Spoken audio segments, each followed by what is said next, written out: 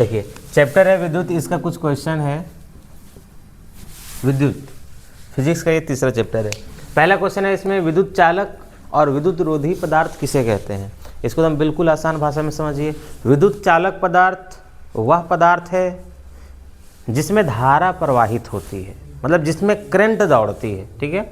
वह पदार्थ जिसमें करंट आता हो, ठीक है, ये हो गया विद्युत चालक पदार्थ। विद्युत चालक पदार्थ समझ में आया। ऐसा कोई पदार्थ जिसमें करंट आता हो, ठीक है, जिसमें धारा प्रवाहित होती है, वो विद्युत चालक पदार्थ हो गया।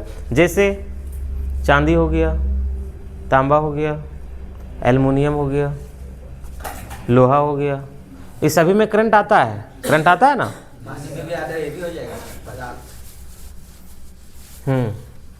तो देखो विद्युत चालक पदार्थ, इसको यहाँ पे लिखे हैं, वह पदार्थ जिसमें धारा मुक्त रूप से बहती है, मतलब जिसमें धारा बहती है, करंट दौड़ती है जिसमें, ठीक है, वह विद्युत चालक पदार्थ कहलाता है। जैसे चांदी, कॉपर, एल्युमिनियम आदि, ठीक। अब देखो एक है विद्युत रोधी पदार्थ। तो विद्युत रोधी पदार्थ किसको बोलते हैं? वह पदार्थ जो धारा के प्रवाह में रुकावट डाल देता है, मतलब जिसमें करंट नहीं दौड़ पाती है, ठीक है, जिसमें बिजली नहीं प्रवाहित होती है, वो हो गया विद्युत रोधी पदार्थ। जैसे प्लास्टिक हो गया, इसमें करंट नहीं दौड़ती है। कांच हो गया, रबड़ हो गया, सूखी लकड़ियाँ हो गया, ठीक है, ये सब क्या हो गया? विद्युत रोधी पदार्थ।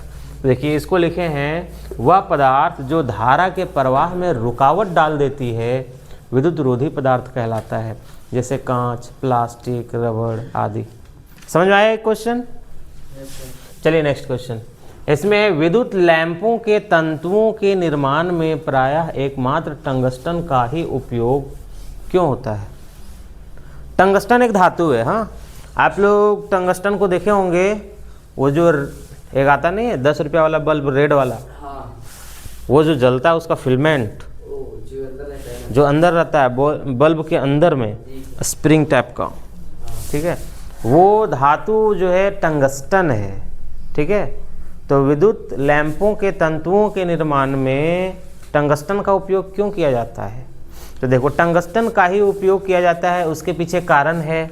देखो पहला कारण है कि इसमें प्रतिरोधकता उच्च होता है, उसमें ज़्यादा प्रतिरोधकता होता है, ठीक है। प्रतिरोधकता अधिक होने के कारण क्या होता है, उसमें ज़्यादा मात्रा में करंट प्रवाहित नहीं हो पाती है, तो क्या होता है, वो लाल हो जाता है। और उसमें क्या होता है, प्रकाश बहुत ज़्यादा फैलाता है, लाइट देता है। देखो इसमें अधिक प्रकाश होता है, ठीक। और इसका एक और कारण है कि इसका गलनांक उच्च होता है।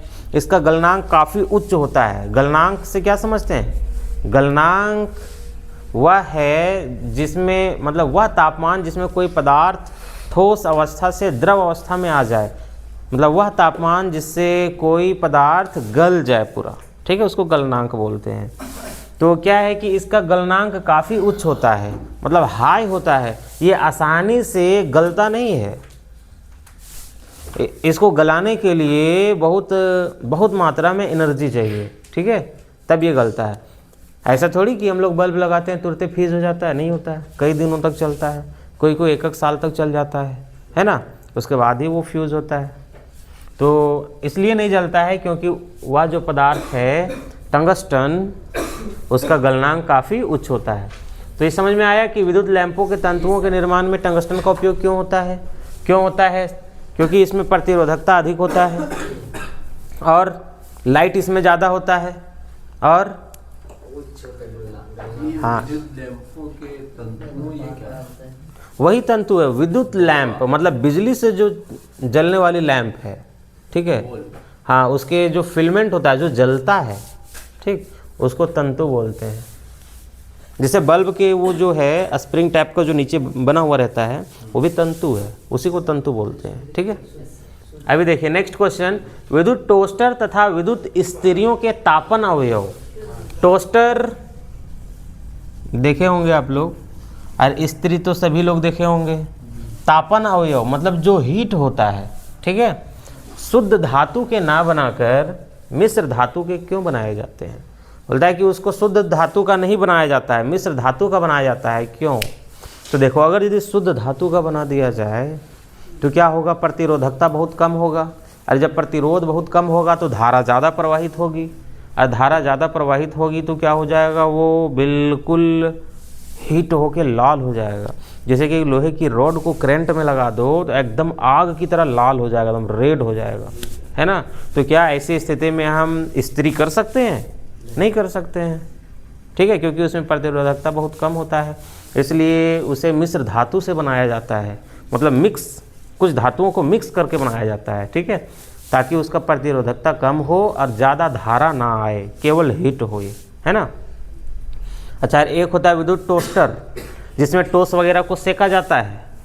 पिज़्ज़ा बनाते हुए आप लोग देखें कभी, उसको जो सेंकता है टोस्टर में अंदर रख के, मशीन होता है, हाँ, बक्सा टाइप का मशीन होता है, देखने में फ्रिज टाइप का लगेगा, ठीक है, उसी के अंदर उसको सेका जाता है, टोस्ट वगैरह सेका जाता है, पिज़्ज़ा बनाया जाता है, बर्गर वगैरह बनाया जाता है, ठीक है,